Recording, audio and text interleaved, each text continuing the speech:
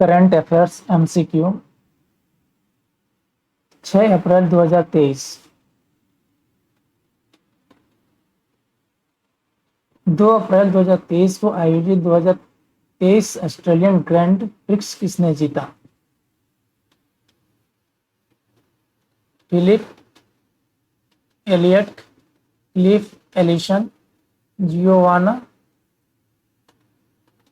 अमती, Max वेरस वेर Verstappen Verstappen. Option हमारा क्या answer? Verstappen, Max Verstappen. Greener Fortuner के लिए स्वच्छ ऊर्जा पर G20 विज्ञान शिखर सम्मेलन कहाँ आयोजित किया जाएगा? किस greener Fortune future greener future के लिए स्वच्छ ऊर्जा पर G20 विज्ञान शिखर सम्मेलन कहाँ आयोजित किया जाएगा? राजस्थान, त्रिपुरा, हरियाणा या बिहार? हमारा आंसर है त्रिपुरा। प्रोबा 3 मिशन किस अंतरिक्ष एजेंसी से संबंधित है? नासा, ESA, इसरो या जासा? हमारा आंसर बी, ESA। ये यूरोपियन स्पेस एजेंसी है। ये यूरोपियन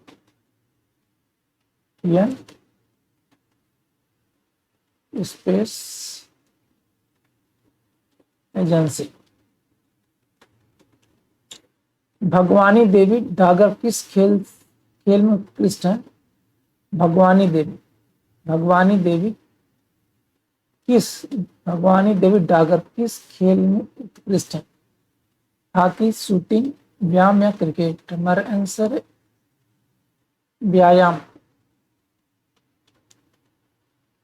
भारतीय नौसेना के नए उप प्रमुख कौन है? नए उप प्रमुख किसे चुना गया है? अजय सिंह, जसजीत सिंह, विजय मलिक या करमजीत मलिक? हमारा आंसर है बी, जसजीत सिंह। कौन सा देश नाटो के साथ बेलारूस की सीमाओं के पास परमाणु हथियार रखने की योजना बना रहा है? बेलारूस सीमाओं के पास परमाणु हथियार रखने की योजना बनाए? रूस, अमेरिका, यूक्रेन या पोलैंड? रूस, अमेरिका, यूक्रेन या पोलैंड? हमारा आंसर है ए, रूस।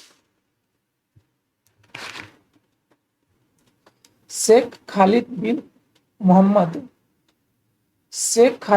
मोहम्मद बिन जायद को हाल ही में किस देश का क्राउन प्रिंस नामित किया गया था? कुवैत, इराक, संयुक्त राज्य अमीरात या कतर? हमारा आंसर है यूएई। सारा थॉमस जिनका निधन हुआ का पेशा क्या था? लेखक,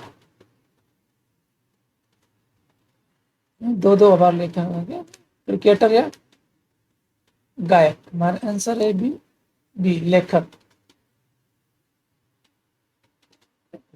लिखने में गलती हो गई है। किस देश और अन्य ओपेक प्लस तेल उत्पादकों ने अपने उत्पादन में लगभग 1.16 मिलियन बैरल प्रतिदिन की और कटौती घोषणा की है? संयुक्त अरब अमीरात यानी कि यूएई, जापान, सऊदी अरब या जर्मनी? हमारा आंसर है सऊदी अरब में। कितने कटौती की है? 1.16 मिलियन बैरल। एराविकुलम राष्ट्रीय उद्यान यानी ENP किस राज्य में स्थित है जो सबसे पहले फर्नेरियम स्थापित किया गया था? बिहार, केरल, हरियाणा या झारखंड? हमारा आंसर है बी, फर्नेरियम। Option B, Kerala. हाल ही में Adani ports and special economic zone यानी APSEZ द्वारा अधिग्रहित कराईकल पोर्ट किस केंद्र शासित प्रदेश या राज्य का घर है?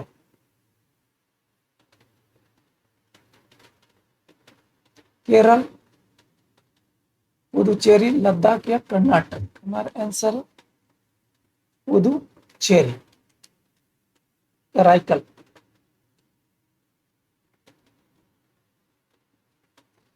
इंडिया पोस्ट पेमेंट बैंक यानी कि आईपीपीबी ने भारत में अपने ग्राहकों के लिए व्हाट्सएप के माध्यम से बैंकिंग सेवाएं शुरू करने के लिए किस कंपनी के साथ साझेदारी की है?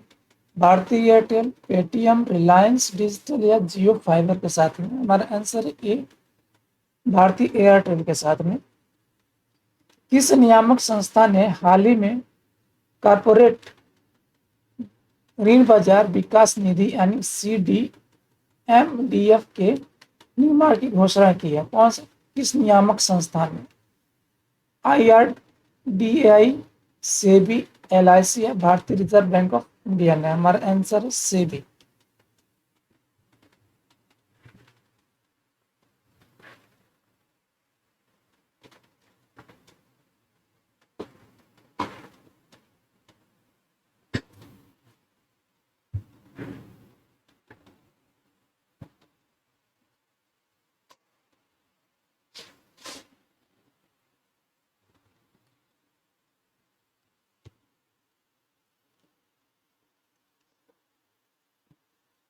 किस देश के राजा जिग्मे खेसर नामग्याल वांचुक भारत आने वाले? जापान, नेपाल, भूटान या यूक्रेन? हमारा आंसर है सी, कहाँ का?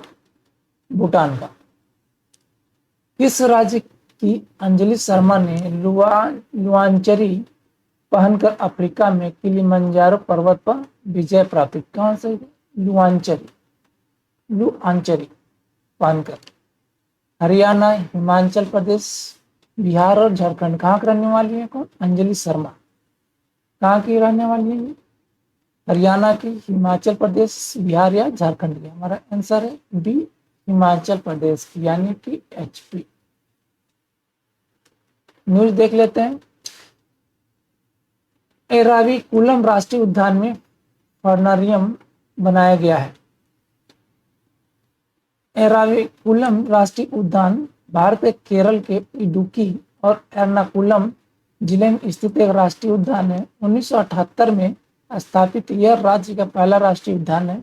केरल वन और वन्य जीव विभाग, मन्नार वन्य जीव प्रभाग द्वारा प्रशासित ENP अपनी समृद्ध जैव विविधता के लिए, इसको ENP बोलते हैं, समृद्ध जैव विविधता के लिए जाना जाता है और विभिन्न स्थानिक प्रजातियों का घर है। मन्नार की खाड़ी समुद्री राष्ट्रीय उद्यान घोषित। भारत के सबसे दक्षिणी भाग में स्थित मन्नार की खाड़ी राष्ट्रीय समुद्री राष्ट्रीय उद्यान लगभग 560 वर्ग किलोमीटर के क्षेत्र में एक संरक्षित क्षेत्र है। पार्क में तमिलनाडु के मन्नार की खाड़ी में स्थित 21 द्वीपों का एक समूह शामिल है। इस क्षेत्र को 1980 में एक समुद्री राष्ट्रीय उद्यान घोषित किया गया था। कब? 1980। और बाद में 1989 में मन्नार बायोस्फीयर रिजर्व की खाड़ी में शामिल किया गया। ये है मन्नार की खाड़ी, गल्फ ऑफ मन्नार। ये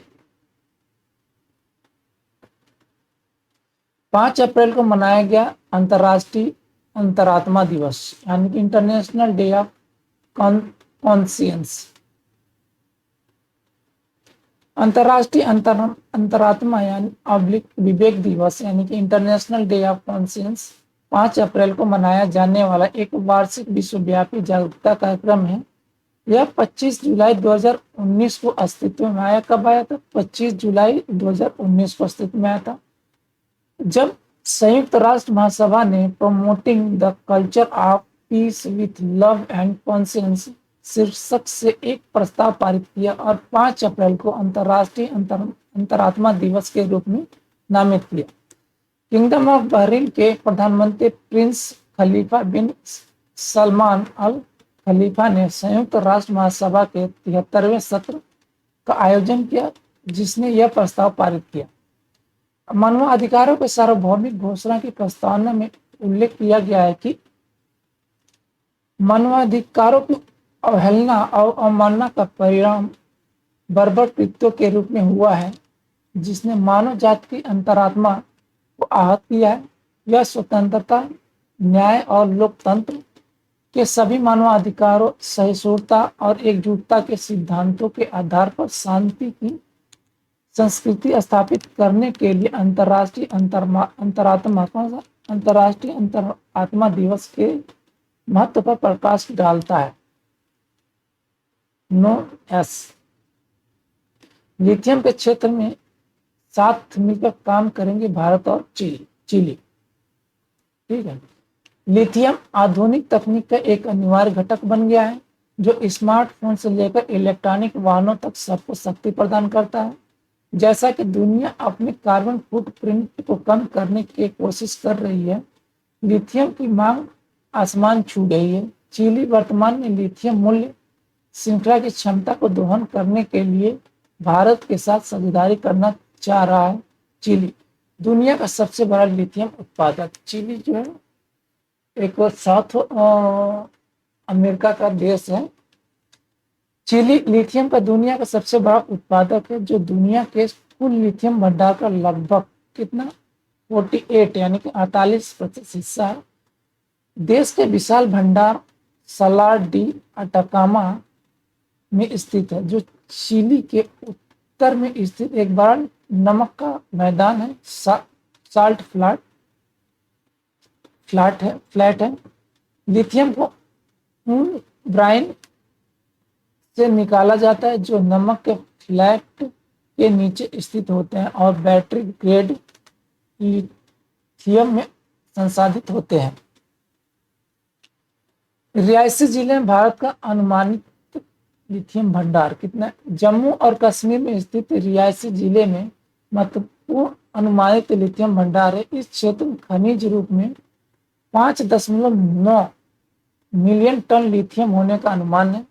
भारतीय भू वैज्ञानिक सर्वेक्षण यानी कि GSI ने सलाल हेमना क्षेत्र में एक खनिज अन्वेषण परियोजना को अंजाम दिया, जिससे इन भंडारों की खोज हुई। चीनी आयात पर निर्भरता कम करने के भारत के प्रयास। भारत चीनी आयात पर अपनी निर्भरता कम करना चाहता है, जिसमें लिथियम आयन बैटरी के लिए कच्चा माल और सेल दोनों शामिल हैं। सरकार ने लिथियम आयन बैटरी के घरेलू उत्पादन को प्रोत्साहन करने के लिए पहल की एक श्रृंखला शुरू की है, जिसमें सामरिक खोजों के स्रोतों के लिए केंद्रीय उपयोक्ताओं द्वारा गठित एक संयुक्त उद्यम कंपनी खनिज विदेश इंडिया लिमिटेड का गठन शामिल है।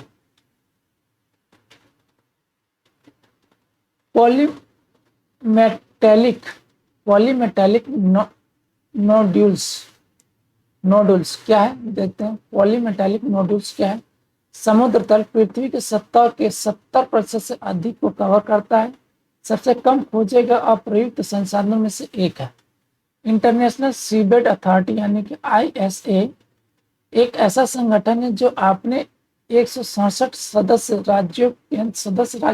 देशों के विशेष आर्थिक क्षेत्र यानी EEZ के बाहर समुद्र तल पर खनिज संसाधनों की खोज और दोहन को नियंत्रित करता है।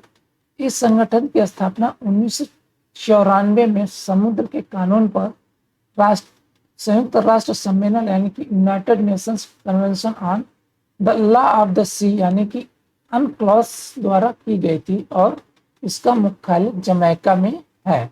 इसका अनक्लॉस का मुख्यालय क्या है? जमैका में। खनन के लिए अनुमति। जुलाई 2023 से ISA उन कंपनियों से परमिट आवेदन स्वीकार करना शुरू कर देगा जो समुद्र तल से खनिज निकालना चाहती है।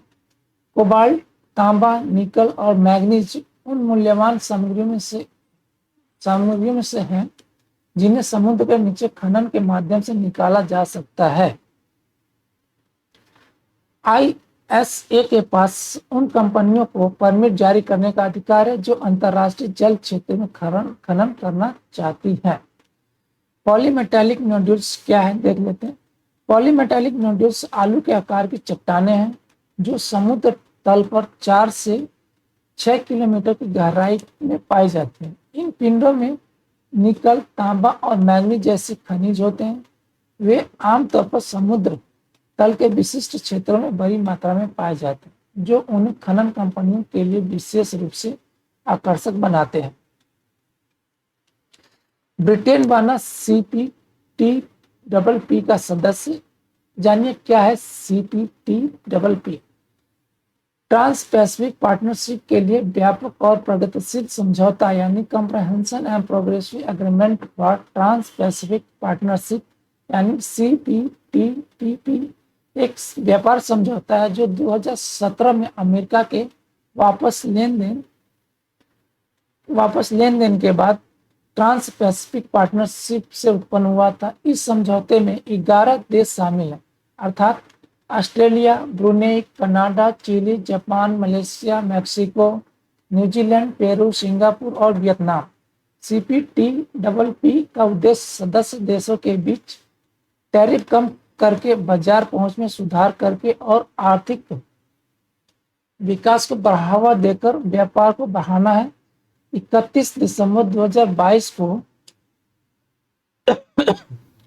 31 दिसंबर 2022 को ब्रिटेन ने औपचारिक रूप से CPTPP में शामिल होने के लिए आवेदन किया, जो इसे साझेदारी में शामिल होने वाला पहला यूरोपीय देश बन गया।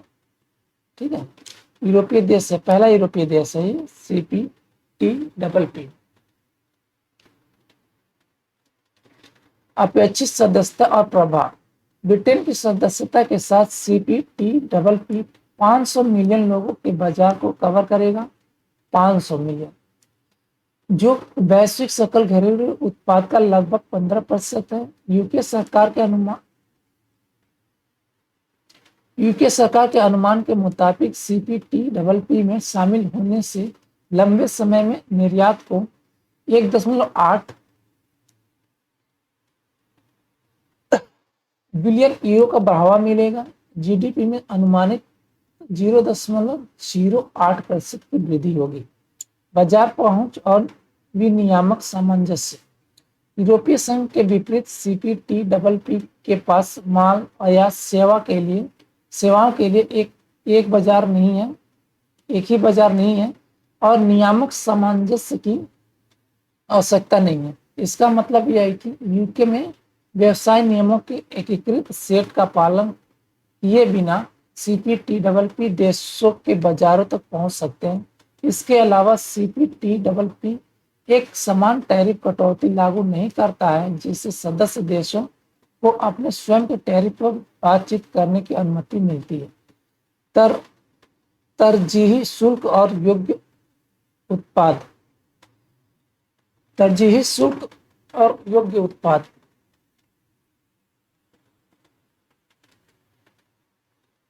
जो नियामक CPTPP के तहत तरजीही टैरिफ का लाभ उठाना चाहते हैं,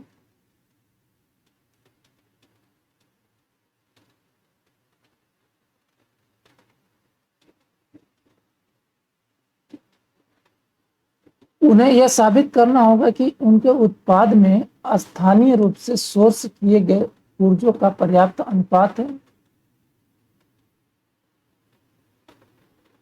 इसका मतलब यह है कि उत्पाद को निश्चित प्रतिशत घटकों के साथ बनाया जाना चाहिए जो CPTPP सदस्यों के भीतर से उत्पन्न होते हैं।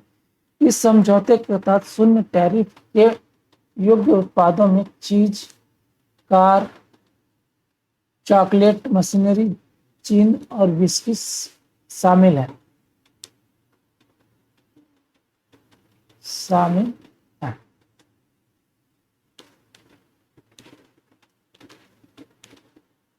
सलीम दुर्रानी कौन थे? सलीम दुर्रानी के बारे में जान लेते हैं।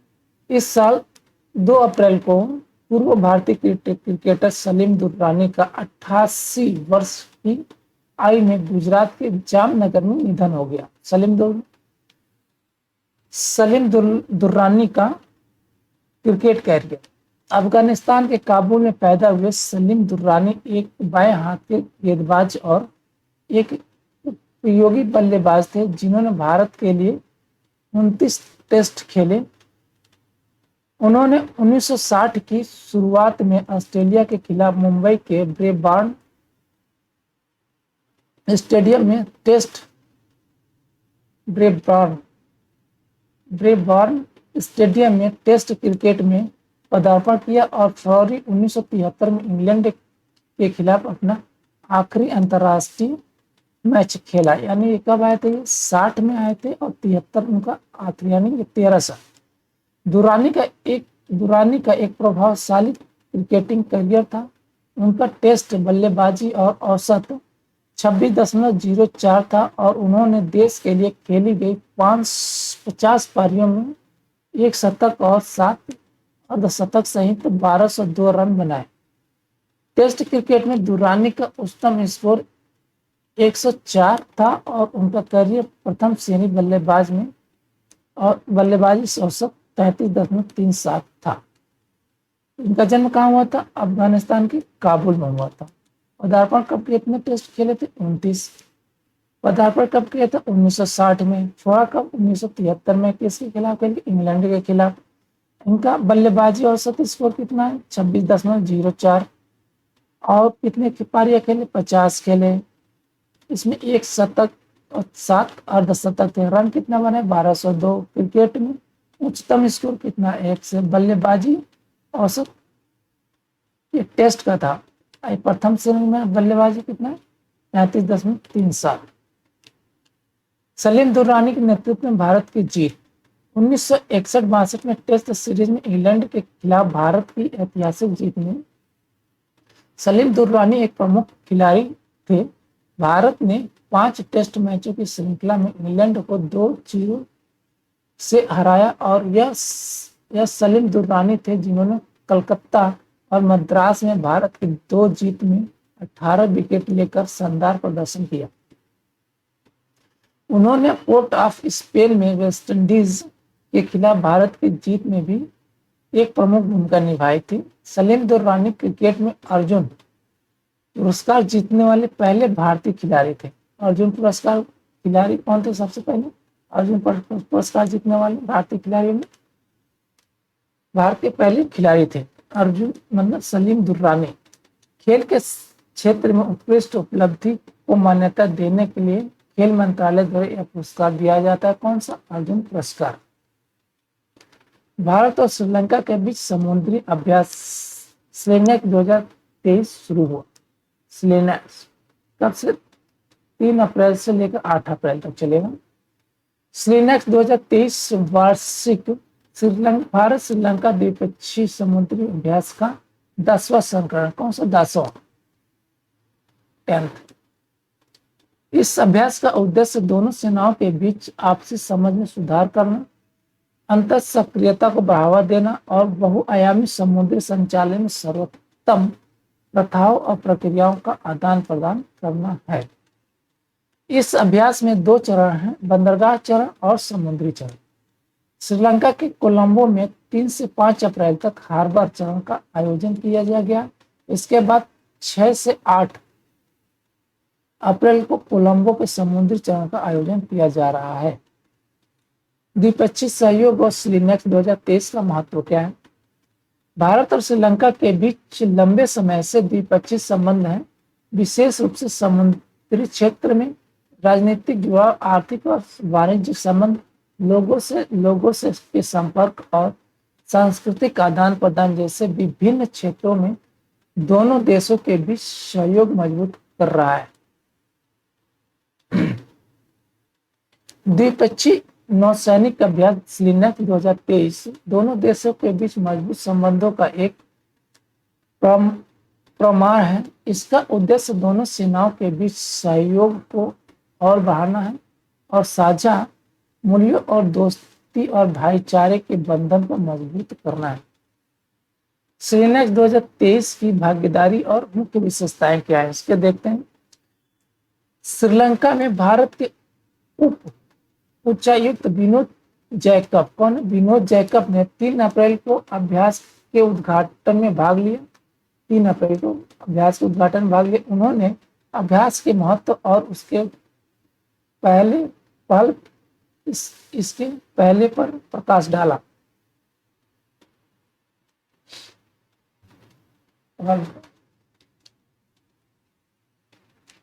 भारतीय नौसेना का प्रतिनिधित्व INS किल्टन, एक उन्नत एंटी सबमरीन वारफेयर कॉर्वेट, और INS सावित्री, एक अपतटीय गश्ती पोत द्वारा किया जाता है।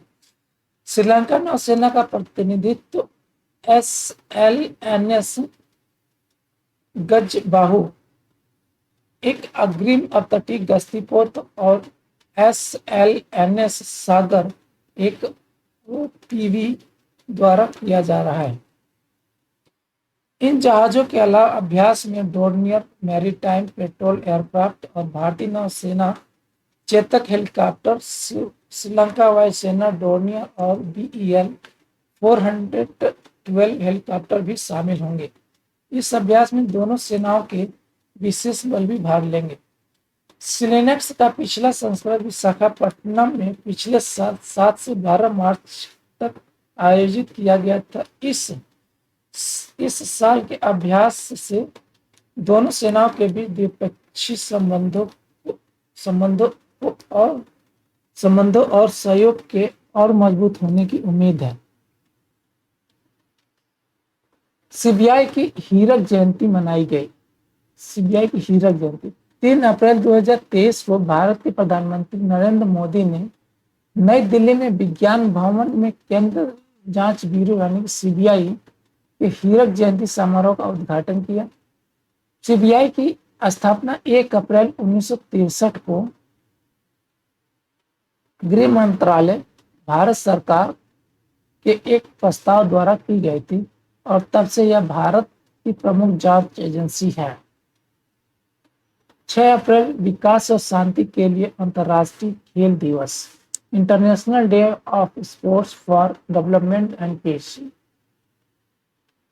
6 अप्रैल को विकास और शांति के लिए अंतर्राष्ट्रीय खेल दिवस यानी international day of sport for development and peace प्रतिवर्ष मनाया जाता है।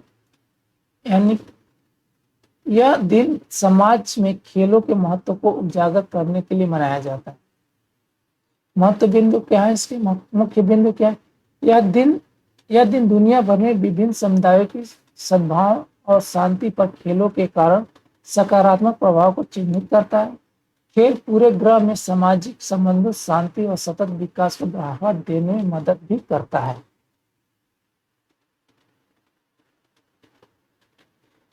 इस दिन का इतिहास क्या है? 2013 में संयुक्त राष्ट्र महासभा यानी कि UNGA ने घोषणा की कि 6 अप्रैल को विकास और शांति के लिए अंतर्राष्ट्रीय खेल दिवस के रूप में मनाया जाएगा। कौन सा? ये UNGA जनरल असेंबली। 6 अप्रैल को चुना गया था क्योंकि इस दिन 1896 में एथेंस में पहली बार आधुनिक ओलंपिक हुआ था। 2014 से यह दिन पूरे ग्रह पर प्रतिवर्ष मनाया जाता रहा है। दिन का महत्व देख लेते हैं। 2015 में खेल को संयुक्त राष्ट्र के सतत विकास लक्ष्य में शामिल किया गया था क्योंकि इसे सतत विकास में महत्वपूर्ण भूमिका निभाने के लिए माना जाता था। इसलिए यह दिन राष्ट्रों के लिए इस क्षेत्र के विकास पर अपना ध्यान केंद्रित करने के लिए एक मंच के रूप में कार्य करता है। राष्ट्रों को खेल और खेल के बुनियादी ढांचे के विकास, जनता के बीच जागरूकता और गुणवत्तापूर्ण शिक्षा में निवेश करने के लिए प्रोत्साहित किया जाता है। समाप्त किया जाता है।